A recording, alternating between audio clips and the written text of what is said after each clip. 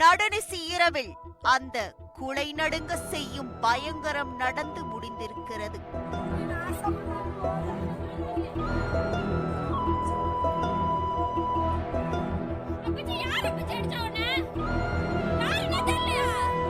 வாசலில் ஒரு மூதாட்டி இரத்த வெள்ளத்தில் மயங்கி கிடக்க, வீட்டிற்குள் மற்றொரு முதியவர் படுகாயத்தோடு உயிரை பிடித்துக் கொண்டிருந்தார்.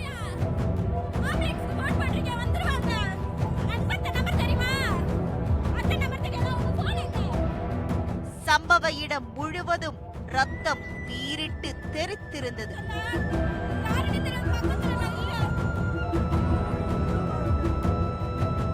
அறை முழுவதும் வழிந்தோடிய குருதியின் சூடு தணிவதற்குள் சம்பவ இடத்திற்கு சோழவந்தான் போலீசார் வந்து சேர்ந்திருக்கிறார்கள். இந்த படுபயங்கரத்தை செய்தவர் யார் என்பது இந்த முதியவருக்கு நன்றாகவே தெரிந்திருந்தது. ஆனால் சற்றும் எதிர்பாராத அந்த தாக்குதலின் அதிர்ச்சியிலிருந்து அவர் இன்னும் மீளவில்லை. படுகாயமடைந்த முதியவரின் எண்ணம் முழுவதும் அவரின் 7 வயது பேரனுக்கு என்ன ஆனதோ என்கிற நினைப்பிலேயே நின்றிருக்கிறது. யார் இவர்கள்? முதியவரின் பேரனுக்கு என்ன ஆனது என்பதை தெரிந்து கொள்ள செய்தியாளர் மாரிச்சாமியோடு விசாரணையில் களமிறங்கினோம்.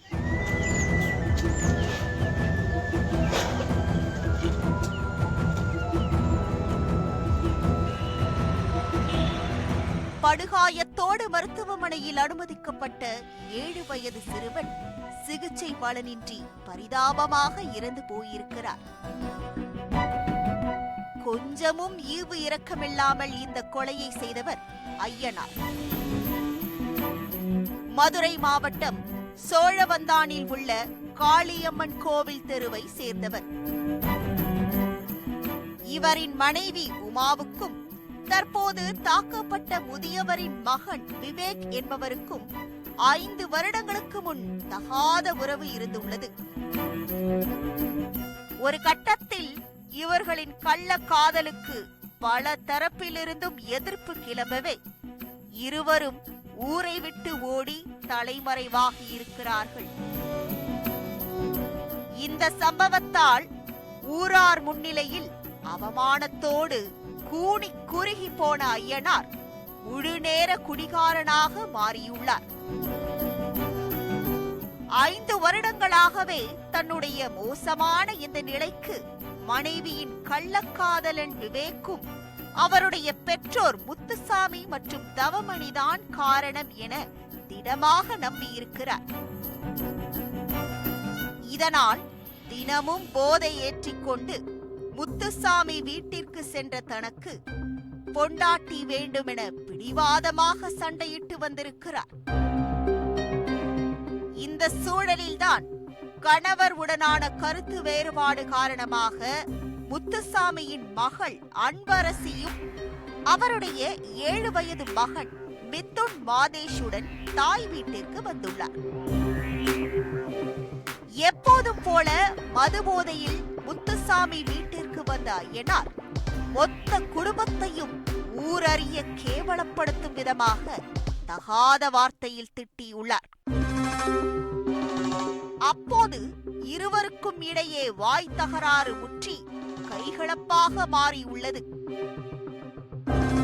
ஒரு கட்டத்தில் பொறுமை இழந்த ஐயனார் தலைக்கேறிய மதுபோதையில் சீன் போடுவதற்காக எடுத்து வந்த அரிவாளை எடுத்து முத்துசாமியையும் அவரது மனைவி தவமணியையும் ஓட ஓட விரட்டி வெட்டி இருக்கிறார்.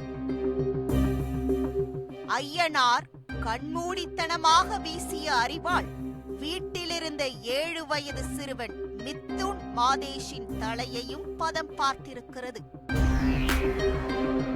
சிறுவனின் தலையிலிருந்து அதிக ரத்தம் வெளியேறியதும் ஐயனார் அரிவாளோடு சம்பவ இடத்திலிருந்து எஸ்கேப் ஆகியிருக்கிறார். படுகாயமடைந்த மூவரையும் அக்கம் பக்கத்தினர் மீட்டு மருத்துவமனையில் சிகிச்சைக்காக அனுமதித்துள்ளனர். அதில் சிறுவன் மாதேஷ் சிகிச்சை பலனின்றி பரிதாபமாக இறந்து போயிருக்கிறார். இந்த சம்பவம் தொடர்பாக கொலை வழக்கு பதிவு செய்த சோழவந்தான் போலீசார் ஐயனாரை தேடியிருக்கிறார்கள்.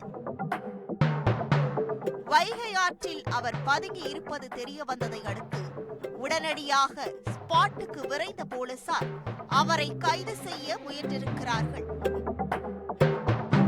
அப்போது போலீசாரிடமிருந்து தப்பி செல்லும் முயற்சியில் ஆற்று பாலத்தில் இருந்து தவறி விழுந்த ஐயனாருக்கு கையில் எலும்பு முறிவு ஏற்பட்டுள்ளது. கொலையாளிக்கு உடனடியாக சிகிச்சை அளித்த காவல்துறையினர் அவரை நீதிமன்றத்தில் ஆஜர்படுத்தி சிறையில் அடைத்துள்ளனர்.